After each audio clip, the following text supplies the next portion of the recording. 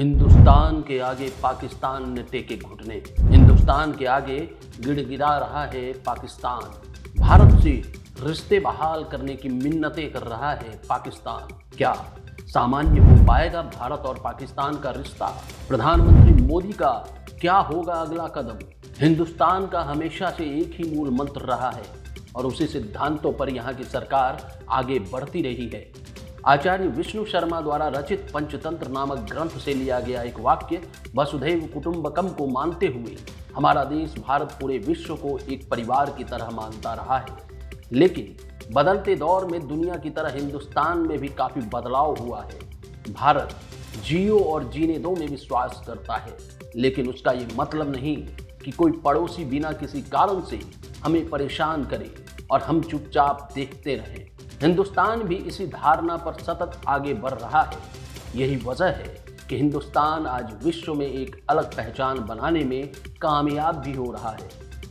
भारत की तरक्की को देख पड़ोसी देश में रह रहे लोगों के सुर भी बदल रहे हैं और वहाँ की सरकार भी चाह रही है कि हिंदुस्तान के साथ उनका संबंध सुधरे और वह भी भारत की तरह तरक्की की इबादत लिखे। लिहाजा पाकिस्तान भारत के साथ संबंध मधुर बनाना चाह रहा है, लेकिन भारत हमेशा से कहते आया है कि सीमा पार आतंकवाद के खात्मे के बिना पाकिस्तान से कोई भी द्विपक्षीय वार्ता संभव नहीं है। वहीं पाकिस्तान का कहना है कि वह खुद को आतंकवाद का सबसे पीड़ित देश है। वहीं पाकिस्तान में विदेश मामलों पर नेशनल असेंबली की स्थायी समिति ने सिफारिश की है कि भारत और पाकिस्तान को एक दूसरे की राजधानी में उच्चायुक्तों को बहाल करना चाहिए। पाकिस्तान वापस भारत के साथ अपने राजनयिक संबंध बहाल करना चाहता है। तंगहाल पाकिस्तान को फिलहाल देश चलाने की सबसे बड़ी चुनौती है। ऐसे में उसे भारत की याद आना लाजमी है और वह चाह भी रही है कि भारत के साथ उसके रिश्तों में मिठास आए।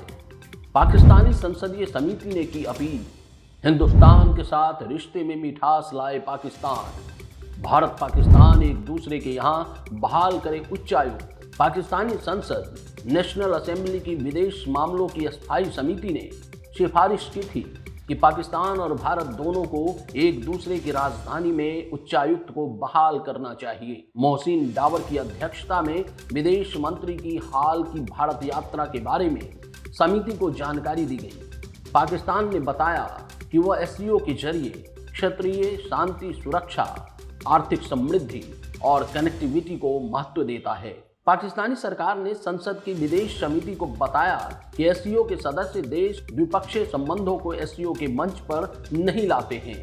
बावजूद पाकिस्तानी विदेश मंत्री ने एससीओ के मंच से आतंकवाद का रोना रोया था। साथ ही उन्होंने कश्मीर पर भी अंतर्राष्ट्रीय कानून और सुरक्षा परिषद के प्रस्तावों का जिक्र किया। आतंकवाद को सह देने वाला पाकिस्तान आज अपनी स्थिति को देख रहा है और यही वजह है कि बिलावल भुट्टो ने आतंकवाद के मुद्दे पर दोनों देशों को मिलकर बातचीत करने की सिफारिश की है। विदेश मंत्री एस जयशंकर की खरी पाकिस्तान आतंक की इंडस्ट्री का सबसे बड़ा प्रवक्ता। क्या करेगी मोदी सरकार? आतंकवाद के मुद्दे पर बिलावल भुट्टो ने जिस तरह एससीओ के मंच पर रोना रोया और भारत से मिलकर बातचीत करने का प्रस्ताव रखा, वह बेहद तर्कहीन सा लगता है, क्योंकि पाकिस्तान खुद के खुद एक गड्ढे में बुरी तरह तबाह होते दिख रहा है।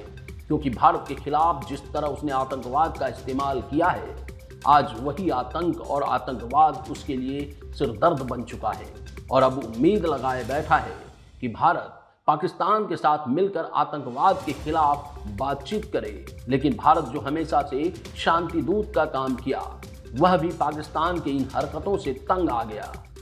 लिहाजा विदेश मंत्री एस जयशंकर ने बिलावल भुट्टो जरदारी के इस प्रस्ताव के बाद जोरदार तरीके से एससीओ के मंच से उसकी पोल खोल कर रख दी है। एस जयशंकर ने पाकिस्तान को आतंक की इंडस्ट्री का प्रवक्ता करार दिया और स्पष्ट तौर पर कहा कि पाकिस्तान से बातचीत जैसी कोई स्थिति नहीं बन रही है।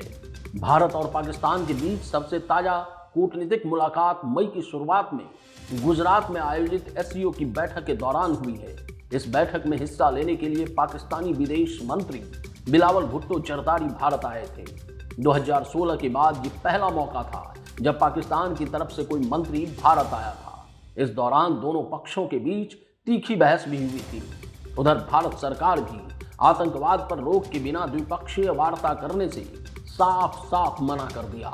ऐसे में कई विशेषज्ञों की राय है कि भारत और पाकिस्तान में फिलहाल सामान्य राजनयिक संबंध बहाल होते नहीं दिख रहा है।